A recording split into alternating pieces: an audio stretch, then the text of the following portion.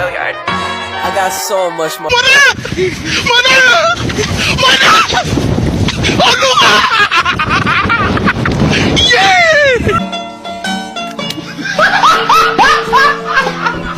Are you ready, kids? Aye, aye, Captain! I can't hear you. Aye, aye, Captain! Oh!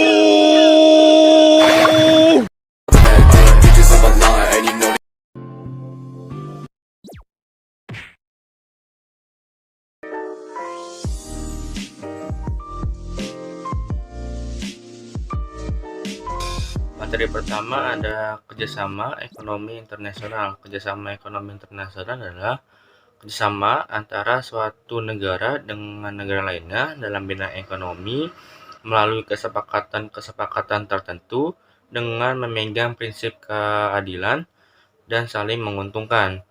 Setiap negara memiliki kondisi geografis dan sumber daya manusia yang berbeda. Maka dari itu, suatu negara ini tidak dapat memenuhi kebutuhannya sendiri. Kondisi tersebut yang menjadi salah satu faktor pendorong bagi negara-negara di dunia untuk melakukan kerjasama ekonomi internasional. Tujuan kerjasama ekonomi internasional yang pertama itu ada memenuhi kebutuhan dalam negeri, memperluas hasil produksi barang dan jasa, mendorong peningkatan produktivitas hasil produksi, memperluas lapangan pekerjaan, menambah devisa negara. Kemudian ada manfaat kerjasama ekonomi internasional. Yang pertama itu memperkuat dan meningkatkan kerjasama ekonomi, perdagangan, dan investasi di antara para anggota. Yang kedua, meliberalisasi secara progresif dan meningkatkan perdagangan barang dan jasa, serta menciptakan suatu sistem perdagangan yang transparan dan mempermudah investasi. Yang ketiga, menggali bidang-bidang kerjasama yang baru dan mengembangkan kebijakan yang tepat dalam rangka kerjasama ekonomi di antara para anggota. Yang keempat, memfasilitasi integrasi ekonomi yang lebih efektif dari para anggota dan menjabatani kesenjangan pembangunan ekonomi di antara para anggota.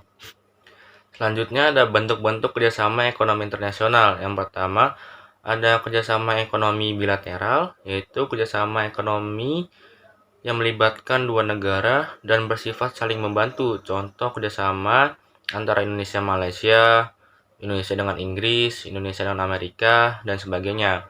Yang kedua, kerjasama ekonomi regional. Kerjasama regional ini itu kerjasama antara beberapa negara yang berada di kawasan tertentu. Contoh ASEAN, Uni Eropa, EFTA, APEC, AFTA, dan sebagainya. Yang ketiga ada kerjasama ekonomi multilateral atau internasional, yaitu bentuk kerjasama ekonomi yang melibatkan banyak negara dan tidak terlibat oleh batas regional atau wilayah atau kawasan negara tertentu. Contoh kerjasama antara Indonesia, Prancis, Jepang, Korea, Singapura, dan sebagainya. Yang keempat itu ada kerjasama ekonomi antar regional, yaitu kerjasama ekonomi di antara dua kelompok kerjasama ekonomi regional. Contoh kerjasama antara Uni Eropa dengan ASEAN. Nah, di sini ada materi perdagangan internasional. Apa sih pengertian perdagangan internasional? Jadi gini, perdagangan internasional merupakan suatu aktivitas berdagang yang dilakukan oleh dua negara yang berbeda. Perdagangan internasional dapat disebut pula sebagai international trade dan telah ada sejak pertengahan abad. Nah, lalu ada tiga bentuk hubungan ekonomi diantaranya adalah sebagai berikut. Yang pertama, terjadinya pertukaran output atau hasil yang diperoleh suatu negara dengan negara lain yang telah menjalin kerjasama. Lalu yang kedua, terbentuknya hubungan ekonomi dalam bentuk hutang piutang yang terjadi antara negara. Dan yang terakhir yaitu terjadinya pertukaran aliran produksi maupun pertukaran sarana produksi. Lalu di sini ada tujuan perdagangan internasional. Perdagangan internasional memiliki tujuan utama yaitu untuk meningkatkan gross domestic product atau GDP, yang artinya perdagangan internasional bertujuan untuk meningkatkan total nilai dari produksi barang maupun jasa yang dijual oleh suatu negara pada negara lain selama 1 tahun lamanya. Namun, untuk mencapai tujuan tersebut, ada juga peraturan serta ketentuan yang berlaku terkait jenis dan sistem pembayaran. Selain tujuan utama tersebut, perdagangan internasional juga memiliki 5 tujuan lain sebagai berikut.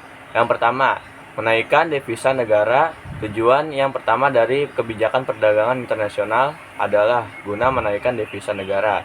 Bagaimana caranya? Melalui pertukaran perdagangan dengan cara mengimpor maupun mengekspor barang yang ada di dalam keluar negeri, dan begitu pula sebaliknya. Apabila devisa negara meningkat, maka akan menyebabkan beberapa hal ini. Dan yang kedua, pertumbuhan ekonomi atau kenaikan produk nasional bruto atau GDP. Ini dihasilkan melalui faktor produksi milik warga negaranya yang tinggal di dalam maupun luar negeri, dan warga negara yang tinggal di dalamnya maupun yang tinggal di luar negeri tidak termasuk dalam GDP. Jadi hanya faktor produksinya saja. Lalu yang ketiga, mempengaruhi stabilitas harga barang ekspor. Stabilitas harga yang dimaksud merupakan cara pemerintah mempertahankan harga ketika terjadi fenomena inflasi yang mulai meninggi. Nah, inflasi sendiri merupakan peningkatan ketersediaan uang sehingga dapat menyebabkan kenaikan harga barang. Lalu yang keempat ada eksistensi tenaga kerja. Eksistensi tenaga kerja merupakan salah satu faktor yang dapat mempengaruhi kelancaran dari segala tindakan yang berhubungan dengan pengadaan barang maupun jasa. Lalu yang kelima, memenuhi kebutuhan di negara lain. Kerjasama perdagangan internasional dapat membuat negara lain yang tidak memiliki barang maupun jasa yang diinginkan menjadi terpenuhi. Contohnya, Indonesia merupakan salah satu negara di Asia yang mengolah kedelai menjadi tempe, berbeda dengan negara di Eropa maupun di Amerika. Manfaat perdagangan internasional. Yang pertama, membentuk hubungan persahabatan antar negara. Kedua, dapat menciptakan efisiensi serta spesialisasi. Ketiga, dapat meningkatkan kemakmuran negara. 4, dapat mengurangi pengangguran. Kelima, mentransfer ilmu pengetahuan serta teknologi. Keenam, dapat menstabilkan harga. Selanjutnya, kerugian dari perdagangan internasional. Yang pertama, kemudahan mendapatkan produk impor di pasar malam negeri bisa menghambat pertumbuhan sektor industri dalam negeri. Kedua, barang impor dengan barang kualitas tinggi dan murah memunculkan perilaku konsumtif. Ketiga, untuk memenuhi kebutuhan pasar dunia maka akan ada eksploitasi sumber daya alam. Keempat, terlalu bergantung pada iptek dan modal asing sehingga pertumbuhan industri terhambat. Kelima, persaingan industri yang tidak sehat membuat usaha yang bermodal kecil gulung tikar. Contoh perdagangan internasional. Perdagangan internasional. Kegiatan ekspor merupakan salah satu kegiatan yang sering dilakukan oleh Indonesia. 2, perdagangan internasional. Impor. Kebalikannya dari ekspor, perdagangan internasional. Impor berarti negara membeli suatu barang maupun jasa dari negara lain. 3, perdagangan internasional. Barter.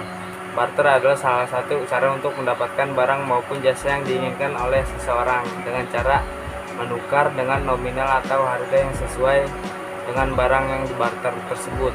4, konsumsi. Perdagangan internasional konsumsi merupakan kegiatan yang dilakukan dengan cara menitipkan barang yang dijual ke pasar bebas.